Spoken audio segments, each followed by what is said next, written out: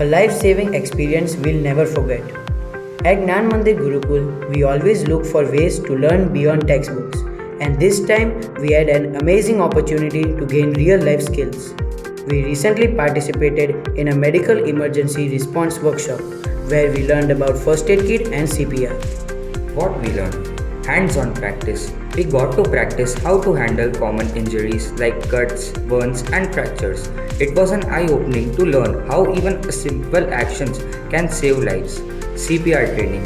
Certified medical professionals showed us how to perform CPR on mannequins. It felt challenging at first, but soon we realized how crucial this skill is during emergencies. Staying calm under pressure. We learned how to access emergency situations, stay calm, and take actions while waiting for professional help. Why this matters to us? Knowing that we now have the skills to help someone in an emergency makes us feel more responsible and confident.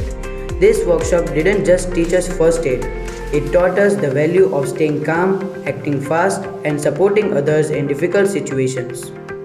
This workshop was more than just a lesson, it was an experience that empowered us to be ready for real world challenges.